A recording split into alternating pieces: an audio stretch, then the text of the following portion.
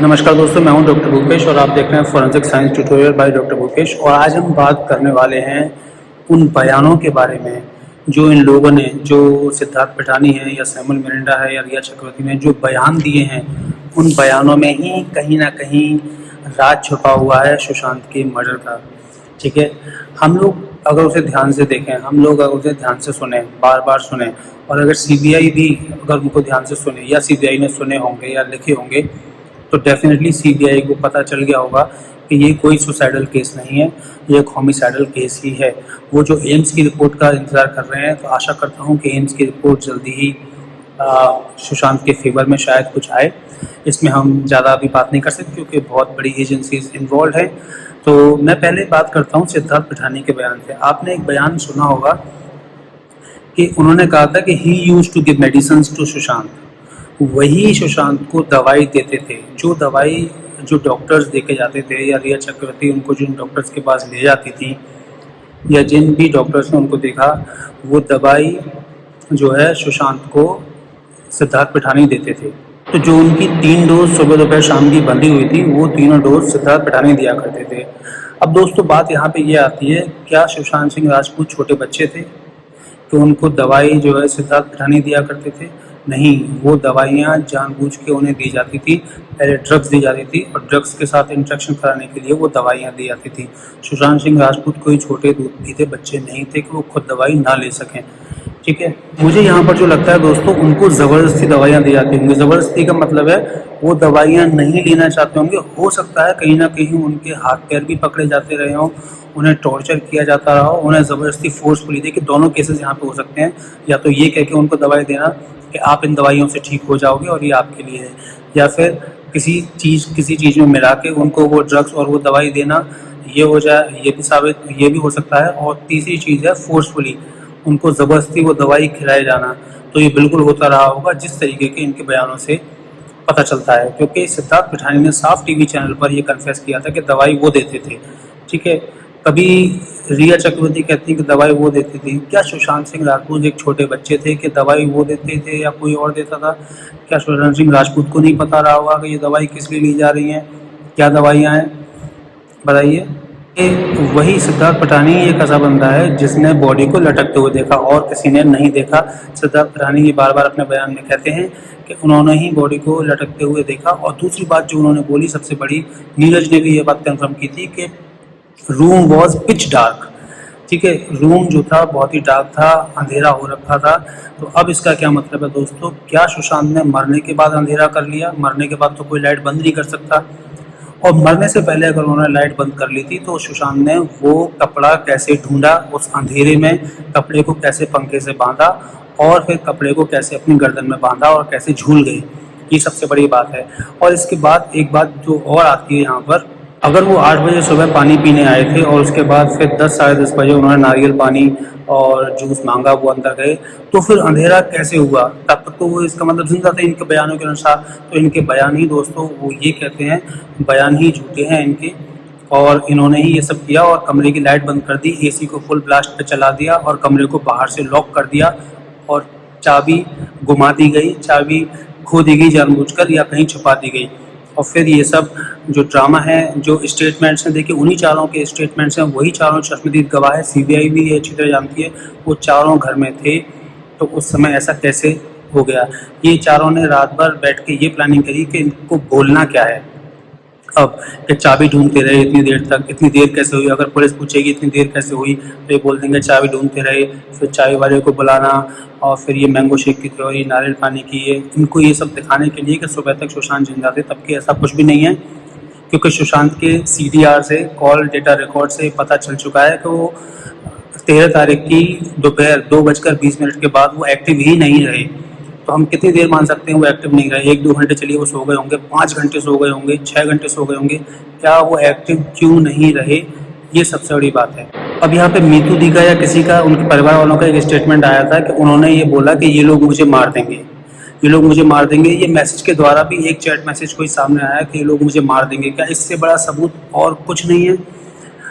इससे बड़ा सबूत और क्या हो सकता है कि उन्होंने खुद ये बोला कि ये लोग मुझे मार देंगे, यानी कि आदमी इशारा कर रहा है खुद कि कोई है जो और उसके बाद सिद्धार्थ पठानी का ये बयान अब जो कुछ दिन पहले ही आया है कि दिशा सैलियन की मौत के बाद वो इतने परेशान हो गए थे कि वो बेहोश हो गए थे।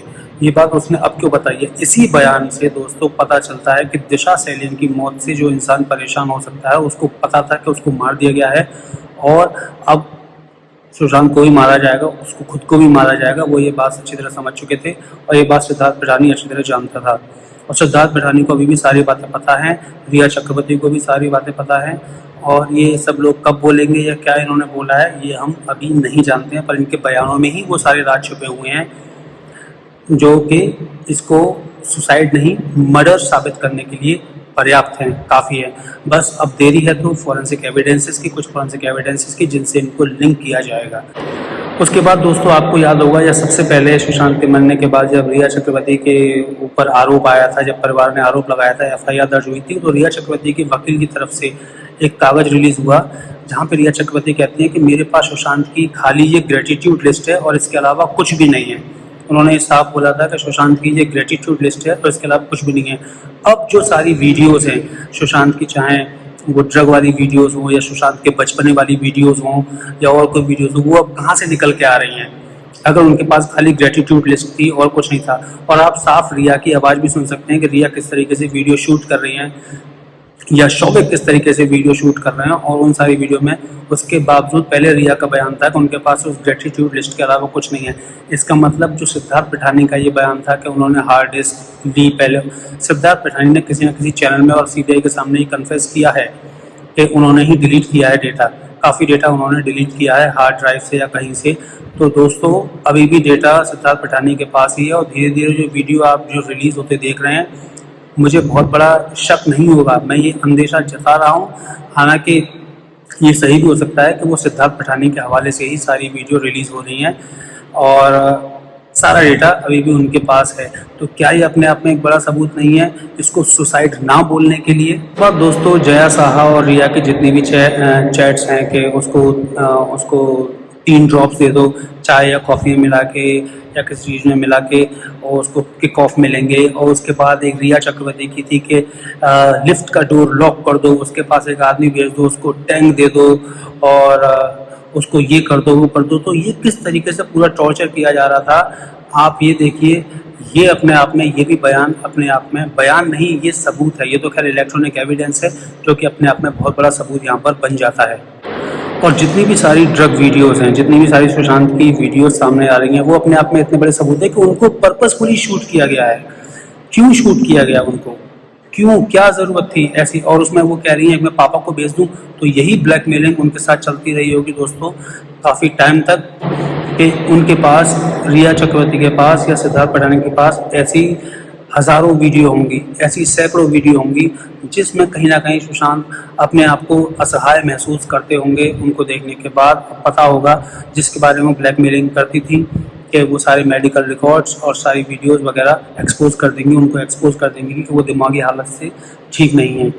तो ये अपने आप में एक और सबूत बन जाता है सुशांत के खिलाफ कॉन्स्पिरेसी का। अच्छा, इसके बाद सिद्धार्थ पठानी का एक बयान आता है कि वो रिया चक्रवर्ती से काफ़ी डिस्टेंस मेंटेन करते हैं। उन्होंने ये हर चैनल पे आके बोला कि वो रिया चक्रवर्ती से काफ़ी डिस्टेंस मेंटेन करते हैं। मैंने आपको बताया था सारी जो चैट्स डिकोड की थी हमने रिया की, उसमें हर चैट में सिद्धार्थ पठानी टैग थे, सिद्धार्थ पठानी ने फोटोग्राफ ली थी, सब कुछ थी। तो ये कैसी डिस्टेंस थी? और आपने अब वो ड्रग वाला वीडियो भी देखा जहाँ पे रिया चक्रवर्ती और सब लोग बैठे हुए हैं, जहाँ पे सिद्धार्थ पठानी, जहाँ पे सैमुअल मिरांडा गिटार बजा रहे हैं या कोई और गिटार बजा रहा है और ये वहाँ पे बैठे हुए हैं सब लोग। तो ये कैसी ये डिस्टेंस मेंटेन करते थे? इस बात में कितना बड़ा झूठ बोला गया है। क्या ये अपने आप में एक सबूत नहीं है दोस्तों? और सिद्धार्थ पठानी और सैमुअल मिरांडा रिया चक्रवर्ती को 2017 से जानते थे, 2017 से ही जानते थे, तब कि वो ये कहते हैं कि वो अभी जानते थे और वो डिस्टेंस मेंटेन कर रहे थे। कितना बड़ा झूठ है ये हम सबके सामने, सीबीआई के सामने भी और बाकी सारी एजेंसियों के सामने भी, जिसकी शिनाख्त अच्छे से होनी बाकी है। उसके बाद रिया का एक फेक स्टेटमेंट आता है जो उनके पीआर के हवाले से जो उनका इंटरव्यू होता है आज तक पर, उसमें वो मॉर्चरी विजिट को लेकर कितना बड़ा झूठ बोलती है कि वो 3-4 सेकंड के लिए गई वहाँ पर। और उसके बाद अब कूपर हॉस्पिटल से सीसीटीवी फुटेज भी चली जाती है, मिट जाती है। वो कहते हैं कि 7 दिन तक खाली उनका रिकॉर्ड रहता है, सारी चेंजिंग हो जाती है जो है डिटेल्स में, सीसीटीवी फुटेज की डिटेल्स में भी, हर चीज़ में भी। वो तो भला हो उस आदमी का जिसने भी वो वीडियो रिकॉर्ड करके सर्कुलेट की कि ये रिया चक्रवर्ती यहाँ पर मॉर्चरी से निकल रही हैं, और इतने सारे खैर मीडिया वाले भी थे, तो वहाँ पर वो मॉर्चरी से निकल रही हैं, और पूरा सबका कहना है कि वो 25 मिनट से नीचे वहाँ पर नहीं रुकी हैं, 25 मिनट से ऊपर ही ऊपर उनको हो गया है, और वो कहती हैं कि 3-4 सेकंड, जिसमें आज तक वाले कहते हैं कि 3-4 मिनट। तो क्या ये अपने आप में एक बहुत बड़ा सबूत नहीं है दोस्तों, किसी के झूठ या सच को पता करने के लिए कि सुशांत के साथ क्या हुआ है? तो दोस्तों आपका इस बारे में क्या कहना है, प्लीज़ मुझे ज़रूर बताइएगा। आवाज़ में थोड़ी सी इको प्रॉब्लम आ सकती है क्योंकि मैं एक खाली कमरे में बैठा हुआ हूँ। बहुत बहुत धन्यवाद।